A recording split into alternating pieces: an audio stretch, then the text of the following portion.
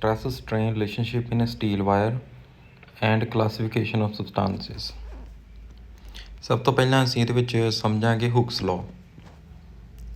ਹੁਕਸ law ਦੇ ਵਿੱਚ ਕੀ ਹੈਗਾ ਕਿ ਜਿਹੜਾ ਸਪਰਿੰਗ ਆ, ਜਿੰਨੀ ਆਪਾਂ ਉਹ 'ਤੇ ਫੋਰਸ ਅਪਲਾਈ ਕਰਾਂਗੇ ਉਹ ਓਨੀ ਹੀ ਉਹਦੀ ਐਕਸਟੈਂਸ਼ਨ ਜ਼ਿਆਦਾ ਹੋਊਗੀ, ਓਨਾ ਹੀ ਉਹ ਜ਼ਿਆਦਾ ਸਟਰੈਚ ਹੋਊਗਾ। ਜੇ ਤੁਸੀਂ ਫੋਰਸ ਡਬਲ ਲਾਓਗੇ ਉਹਦੀ ਐਕਸਟੈਂਸ਼ਨ ਡਬਲ ਹੋ ਜੂਗੀ, ਠੀਕ ਆ, ਉਹਦੀ ਲੰਬਾਈ ਵੱਧ ਜੂਗੀ, ਉਨੀ ਡਬਲ ਹੋ ਜੂਗੀ। ਜੇ 3 ਗੁਣਾ ਫੋਰਸ ਉਤੋਂ ਲਾਓਗੇ ਉਹਦੀ ਲੰਬਾਈ ਵੀ 3 ਗੁਣਾ ਹੋ ਜੂਗੀ। ਇਹਨੂੰ ਅਸੀਂ ਸਮਝਦੇ ਹਾਂ, ਆਹ ਸਪਰਿੰਗ ਆਪਣਾ ਸਭ ਤੋਂ ਪਹਿਲਾਂ ਅਸੀਂ ਵੇਟ ਪਾਇਆ ਸਪਰਿੰਗ ਦੇ ਵਿੱਚ 1 ਨਿਊਟਨ, ਇਹਦੀ ਐਕਸਟੈਂਸ਼ਨ ਹੋਈ 2 ਸੈਂਟੀਮੀਟਰ। ਫਿਰ ਅਸੀਂ ਇਹਦੇ ਵਿੱਚ ਵੇਟ ਪਾਇਆ 2 ਨਿਊਟਨ, ਫਿਰ ਇਹਦੀ ਐਕਸਟੈਂਸ਼ਨ ਹੋ ਗਈ 4 ਸੈਂਟੀਮੀਟਰ, ਫਿਰ 3 ਨਿਊਟਨ, ਫਿਰ ਹੋ ਗਈ 6 ਸੈਂਟੀਮੀਟਰ, ਫਿਰ 4 ਨਿਊਟਨ, ਫਿਰ 8 ਸੈਂਟੀਮੀਟਰ ਹੋ ਗਈ। ਫਿਰ 5 ਨਿਊਟਨ ਪਾਇਆ, ਸਪਰਿੰਗ ਹੋਰ ਲੌਂਗ ਹੋ ਗਿਆ, ਲੌਂਗ ਹੋ ਗਿਆ, ਇਹਦੀ ਹੋ ਗਈ ਐਕਸਟੈਂਸ਼ਨ 11 ਸੈਂਟੀਮੀਟਰ। ਫਿਰ 6 ਨਿਊਟਨ ਪਾਇਆ, ਫਿਰ ਇਹਦੀ ਹੋ ਗਈ 15 ਸੈਂਟੀਮੀਟਰ। ਮੀਨਸ ਕਿ ਜਿਹੜੀ ਫੋਰਸ ਹੈਗੀ ਆ ਉਹ ਡਾਇਰੈਕਟਲੀ ਪ੍ਰਪੋਰਸ਼ਨਲ ਹੈਗੀ ਆ ਐਕਸਟੈਂਸ਼ਨ ਦੇ, ਠੀਕ ਹੈ। ਮਤਲਬ ਜਿੰਨੀ ਜ਼ਿਆਦਾ ਤੁਸੀਂ ਫੋਰਸ ਲਾਓਗੇ ਉਨਾ ਸਪਰਿੰਗ ਦੀ ਜਿਹੜੀ ਲੈਂਥ ਆ ਉਹ ਇਨਕਰੀਜ਼ ਕਰਦੀ ਜਾਊਗੀ। ਇਹ ਦੇਖੋ ਆਪਾਂ ਲਿਖਿਆ ਹੈ force is directly proportional to extension. Force ਜਿਹੜੀ ਹੈ ਤੁਹਾਡੀ ਉਹ ਤੋਂ ਕੀ ਆਏਗਾ, ਤੁਹਾਡਾ ਸਟਰੈਸ, ਅਤੇ ਜਿਹੜੀ ਲੈਂਥ ਤੁਹਾਡੀ ਇਲੋਂਗੇਟ ਹੋ ਰਹੀ ਹੈ, ਜਿਹੜੀ ਚੇਂਜ ਆ ਰਹੀ ਲੈਂਥ ਦੇ ਵਿੱਚ, ਉਹਨੂੰ ਆਪਾਂ ਕਹਾਂਗੇ ਸਟ੍ਰੇਨ। ਸੋ ਸਟਰੈਸ ਕੀ ਹੈਗੀ ਹੈ, directly proportional to strain. So stress ਜਦੋਂ ਡਾਇਰੈਕਟਲੀ ਪ੍ਰਪੋਰਸ਼ਨਲ ਦਾ ਸਾਈਨ ਹਟਾਵਾਂਗੇ ਕੀ ਆ ਜਾਊਗਾ ਉਹਦੀ ਜਗ੍ਹਾ 'ਤੇ constant. So stress is equal to constant into strain, ਠੀਕ ਹੈ। ਮੀਨਸ ਸਟਰੈਸ ਓਵਰ ਸਟ੍ਰੇਨ ਜਿਹੜੀ ਆ ਰੇਸ਼ੋ, ਇਹ ਕੀ ਤੁਹਾਡੀ ਰਹੂਗੀ ਹਮੇਸ਼ਾ ਕਾਂਸਟੈਂਟ ਰਹੂਗੀ ਜਦੋਂ ਵੀ ਕਿਸੇ ਮਟੀਰੀਅਲ ਨੂੰ ਆਪਾਂ ਫੋਰਸ ਅਪਲਾਈ ਕਰਕੇ ਉਹਨੂੰ ਐਕਸਟੈਂਡ ਕਰਦੇ ਹਾਂ, ਉਹਦੀ ਲੈਂਥ ਨੂੰ ਵਧਾਉਣੇ ਘਟਾਉਂਦੇ ਹਾਂ, ਠੀਕ ਹੈ। ਨੈਕਸਟ ਹੈਗਾ ਆਪਣਾ ਸਟਰੈਸ ਸਟ੍ਰੇਨ ਰਿਲੇਸ਼ਨਸ਼ਿਪ। ਅਸੀਂ ਸਟੀਲ ਦੀ ਇੱਕ ਵਾਇਰ ਲਈ, ਠੀਕ ਹੈ, ਉਹਦੇ ਵਿੱਚ ਦੇਖਣਾ ਕਿ ਸਟਰੈਸ ਅਤੇ ਸਟ੍ਰੇਨ ਦਾ ਕੀ ਰਿਲੇਸ਼ਨਸ਼ਿਪ ਆਉਂਦਾ।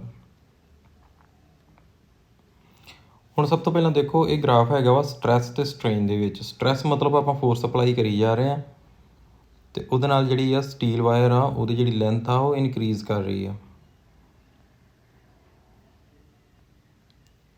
ਹੁਣ ਪਹਿਲਾ ਜਿਹੜਾ ਰੀਜਨ ਹੈਗਾ O ਤੋਂ ਲੈ ਕੇ A ਤੱਕ, ਇਹ ਇੱਕ ਸਟ੍ਰੇਟ ਲਾਈਨ ਆ ਰਿਹਾ, ਇਹ ਕੀ ਇੰਡੀਕੇਟ ਕਰ ਰਿਹਾ ਵੀ ਜਿਹੜੀ ਸਟਰੈਸ ਹੈਗੀ ਆ ਉਹ ਸਟ੍ਰੇਨ ਦੇ ਕੀ ਹੈਗੀ ਆ, ਡਾਇਰੈਕਟਲੀ ਪ੍ਰਪੋਰਸ਼ਨਲ ਹੈਗੀ ਆ। ਪੁਆਇੰਟ A ਤੱਕ ਆਪਣਾ ਹੁਕਸ ਲਾਅ ਜਿਹੜਾ ਓਬੇ ਹੋ ਰਿਹਾ। ਇਸ ਪੁਆਇੰਟ A ਨੂੰ ਆਪਾਂ ਕਰਾਂਗੇ ਪ੍ਰਪੋਰਸ਼ਨਲ ਲਿਮਟ। ਇਸ ਰੀਜਨ ਦੇ ਵਿੱਚ O ਤੋਂ ਲੈ ਕੇ A ਦੇ ਵਿੱਚ ਜਿਹੜੀ ਵਾਇਰ ਆ ਉਹ ਕੀ ਬਿਹੇਵ ਕਰੇਗੀ, ਪਰਫੈਕਟਲੀ ਇਲਾਸਟਿਕ। ਪਰਫੈਕਟਲੀ ਇਲਾਸਟਿਕ ਮਤਲਬ ਜੇ ਅਸੀਂ ਸਟਰੈਸ ਨੂੰ ਹਟਾ ਦਾਂਗੇ, ਸਾਰਾ ਜਿਹੜਾ ਵੇਟ ਆ ਉਹ ਸਟੀਲ ਦੀ ਵਾਇਰ ਨਾਲੋਂ ਹਟਾ ਦਾਂਗੇ ਤਾਂ ਉਹ ਆਪਣੀ ਓਰੀਜਨਲ ਪੋਜੀਸ਼ਨ 'ਤੇ ਆ ਜਾਊਗੀ। ਮਤਲਬ ਉਹਦੀ ਓਰੀਜਨਲ ਜਿੰਨੀ ਲੈਂਥ ਆ ਉੱਥੇ ਫੇਰ ਵਾਪਸ ਆ ਜਾਊਗੀ। ਪੁਆਇੰਟ A ਤੋਂ ਬਾਅਦ ਜਿਹੜੀ ਸਟਰੈਸ ਆ ਉਹ ਸਟ੍ਰੇਨ ਦੇ ਡਾਇਰੈਕਟਲੀ ਪ੍ਰਪੋਰਸ਼ਨਲ ਨਹੀਂ ਹੈਗੀ। ਜੇ ਆਪਣੇ ਕੋਲ AB ਕਰਵ ਆ ਰਹੀ ਆ, ਹੁਣ ਜੇ ਆਪਾਂ ਲੋਡ ਰਿਮੂਵ ਕਰਾਂਗੇ ਕਿਸੇ ਵੀ ਪੁਆਇੰਟ 'ਤੇ O ਤੋਂ B ਤੱਕ, ਫਿਰ ਵੀ ਆਪਣੀ ਇਹ ਜਿਹੜੀ ਵਾਇਰ ਆ ਆਪਣੀ ਓਰੀਜਨਲ ਲੈਂਥ 'ਤੇ ਵਾਪਸ ਆ ਜਾਊਗੀ। B ਪੁਆਇੰਟ ਤੱਕ। ਅਤੇ ਜਿਹੜਾ OB ਜਿਹੜਾ ਪੋਰਸ਼ਨ ਹੈਗਾ ਇਹਨੂੰ ਆਪਾਂ ਕਹਾਂਗੇ ਇਲਾਸਟਿਕ ਰੀਜਨ।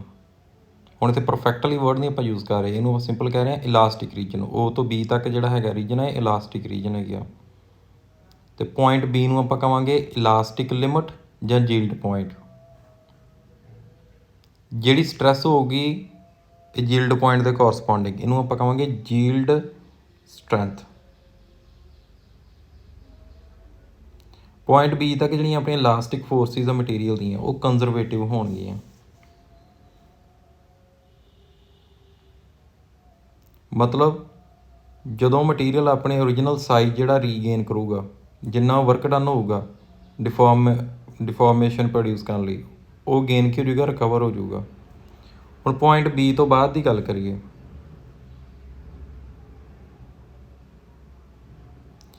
ਪੁਆਇੰਟ B ਤੋਂ ਬਾਅਦ ਜਦੋਂ ਅਸੀਂ ਸਟਰੈਸ ਥੋੜ੍ਹੀ ਜਿਹੀ ਵਧਾਉਂਦੇ ਹਾਂ ਕਿ ਉਹਦੇ ਕੰਪੈਰੇਟਿਵਲੀ ਕੀ ਹੈਗੀ ਆ, ਸਟ੍ਰੇਨ ਜਿਹੜੀ ਉਹ ਰੈਪਿਡ ਇਨਕਰੀਜ਼ ਆ ਰਹੀ ਉਹਦੇ ਵਿੱਚ, ਉਹ ਜ਼ਿਆਦਾ ਮਤਲਬ ਅੱਗੇ ਜਦ ਥੋੜ੍ਹਾ ਜਿਹਾ ਆਪਾਂ ਸਟਰੈਸ ਜੇ ਵਧਾਉਂਦੇ ਹਾਂ ਅਤੇ ਲੈਂਥ ਜ਼ਿਆਦਾ ਇਨਕਰੀਜ਼ ਕਰ ਰਹੀ ਆ ਸਟੀਲ ਵਾਇਰ ਦੀ।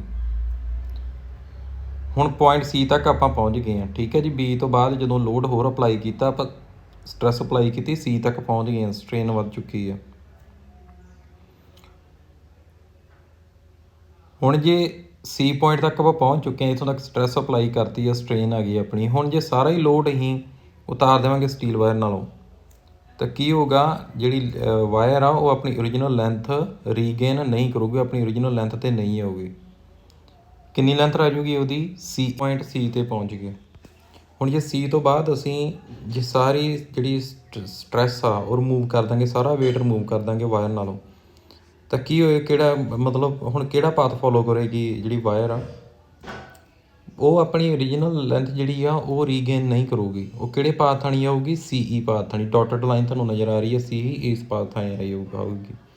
ਹੁਣ ਉਹਦੇ ਵਿੱਚ ਸਟ੍ਰੇਨ ਕਿੰਨੀ ਰਹਿ ਜੂਗੀ, ਓ ਈ।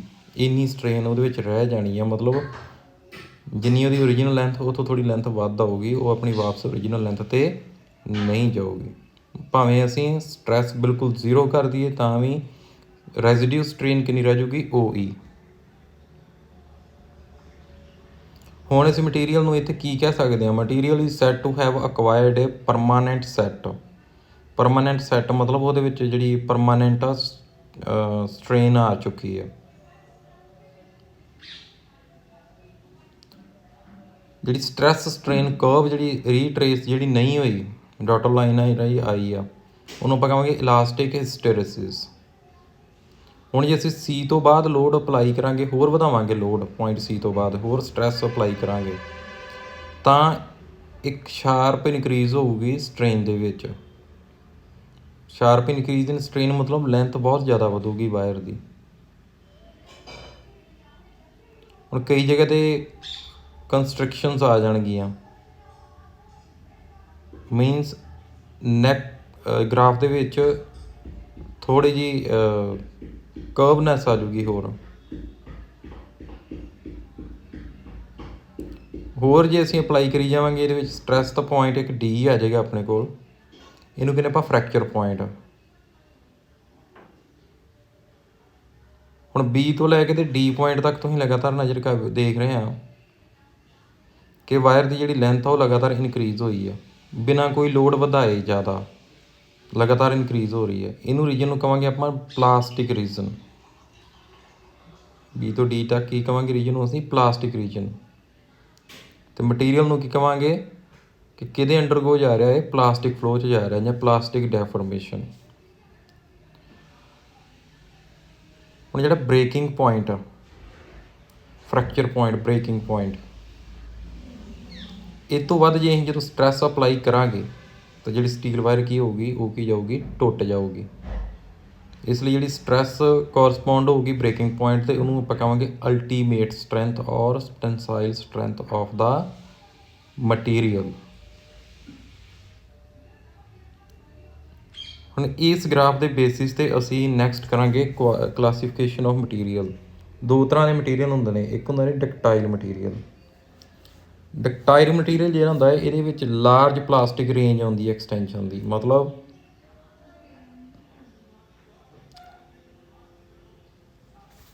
ਅਸੀਂ ਪਲਾਸਟਿਕ ਰੀਜਨ ਕੀਤਾ ਸੀ, ਇਹਦੇ ਵਿੱਚ ਦੇਖੋ ਆਹ ਪਲਾਸਟਿਕ ਰੀਜਨ ਆ ਰਿਹਾ ਨਾ, ਸੀ ਤੋਂ ਡੀ ਵਾਲਾ ਬੀ ਤੋਂ ਡੀ ਤੱਕ ਜਿਹੜਾ ਪਲਾਸਟਿਕ ਰੀਜਨ ਆ ਰਿਹਾ, ਇਹ ਜ਼ਿਆਦਾ ਹੁੰਦਾ ਵਾ।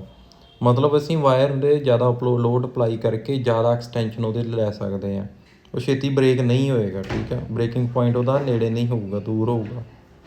ਹੁਣ ਇਹਦੀ ਐਗਜ਼ਾਮਪਲ ਹੈਗੀ ਹੈ, ਕਿਉਂਕਿ ਇਹਦਾ ਜੰਕਸ ਮੋਡੂਲਸ ਜ਼ਿਆਦਾ ਹੁੰਦਾ, ਇਹਦੀ ਐਗਜ਼ਾਮਪਲ ਹੈਗੀ ਹੈ copper, silver, iron, aluminium. Second type ਦਾ ਮਟੀਰੀਅਲ ਹੈਗਾ ਬ੍ਰਿਟਲ ਮਟੀਰੀਅਲ। ਬ੍ਰਿਟਲ ਮਟੀਰੀਅਲ ਹੁੰਦੇ ਆ ਜਿਹਦੇ ਵਿੱਚ ਅਸੀਂ ਥੋੜ੍ਹਾ ਜਿਹਾ ਸਟ੍ਰੈਸ ਅਪਲਾਈ ਕਰਦੇ ਹਾਂ ਅਤੇ ਉਹ ਬ੍ਰੇਕ ਹੋ ਜਾਂਦਾ। ਸਮੋਲ ਰੇਂਜ ਹੁੰਦੀ ਹੈ ਪਲਾਸਟਿਕ ਐਕਸਟੈਂਸ਼ਨ ਦੀ, ਇਹਨਾਂ ਨੂੰ ਬ੍ਰਿਟਲ ਮਟੀਰੀਅਲ ਕਹਿੰਦੇ ਆਪਾਂ। ਇਹਦੀ ਐਗਜ਼ਾਮਪਲ ਹੈਗੀ ਹੈ ਕਾਸਟਿਕ ਆਇਰਨ ਅਤੇ ਗਲਾਸ। ਤੁਸੀਂ ਗ੍ਰਾਫ ਦੇ ਵਿੱਚ ਦੇਖ ਰਹੇ ਜੀ, ਇਹਦਾ ਬ੍ਰੇਕਿੰਗ ਪੁਆਇੰਟ ਬਿਲਕੁਲ ਨੇੜੇ ਆ ਚੁੱਕਾ। ਇਹ ਤੋਂ ਬਾਅਦ ਸਿੱਧਾ ਨਾਲ ਹੀ ਡੀ ਬ੍ਰੇਕਿੰਗ ਪੁਆਇੰਟ ਆ ਚੁੱਕਾ। ਥੋੜ੍ਹੀ ਜਿਹੀ ਸਟ੍ਰੈਸ ਹੋਰ ਅਪਲਾਈ ਕਰਾਂਗੇ ਤਾਂ ਵਾਇਰ ਬ੍ਰੇਕ ਹੋ ਜਾਏਗੀ। ਠੀਕ ਹੈ ਜੀ, ਥੈਂਕ ਯੂ।